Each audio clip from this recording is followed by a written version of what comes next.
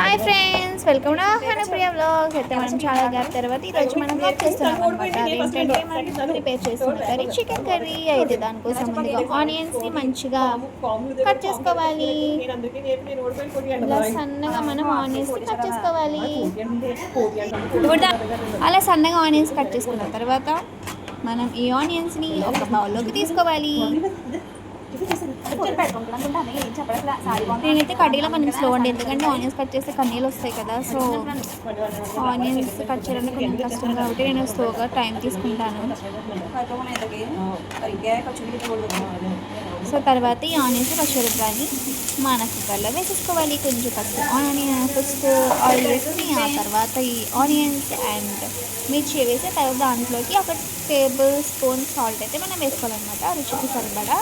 ఇప్పుడు నీ వంట చూసి నేను కూడా వంట ఇందులో చూసాను. చికెన్ ఆ తర్వాత దాన్ని మనం బాగా తిప్పాలి. ఇవి మంచిగా అనమాట, కుండలో చల్లని మంచిగా తాగితే సమ్మర్లో చాలా బాగుంటుంది కదా.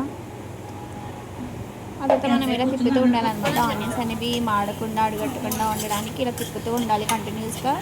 ఆ తర్వాత మనం కొన్న చికెన్ని ఫస్ట్ మనం కొంచెం వాటర్ వేసుకొని దాంట్లో బాగా కడగాలన్నమాట. అలా చికెన్ని మనం శుభ్రంగా కడగాలి. దాంట్లో ఉన్న ఏమైనా డస్ట్ డర్టీనెస్ ఏమైనా ఉంటే మొత్తం పోతుంది. ఇలా శుభ్రంగా మనం చికెన్ని వాష్ చేసుకోవాలి. మొత్తం వాటర్ అంతా బయటకు పోయిన తర్వాత ఈలోపు ఆనియన్స్లో మనం కొంచెం అల్లం వెల్లుల్లి పేస్ట్ వేసుకోవాలి. ఇంకా ఒక టేబుల్ స్పూన్ పసుపు కూడా వేసుకోవాలన్నమాట. వేసుకున్న తర్వాత దాన్ని బాగా తిప్పాలి. అది కొంచెం మగ్గిన తర్వాత అందులోకి మనం చికెన్ వేయాలన్నమాట. చికెన్ వేసిన తర్వాత ఒక 2 to 3 స్పూన్స్ మనం కారం వేసుకోవాలి రుచికి సరిపడా. ఆ తర్వాత అందులోకి చికెన్ మసాలా వేయాలి. ఈ మసాలా అయితే మేము హోమ్ మేడ్ చేసుకున్నామండి, ఇంట్లోనే చేసుకున్నాము. ఎవరికైనా కూడా మసాలా రెసిపీ కావాలంటే కామెంట్ చేయండి. సో బయట దొరికే మసాలాలన్నీ చాలా మనకి హెల్త్ని పాడు చేస్తున్నాయి కాబట్టి ఇంట్లోనే తయారు చేసుకున్నాము.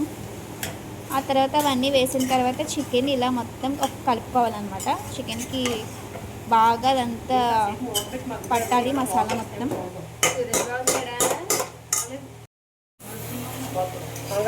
పోయలేదు పోతాను.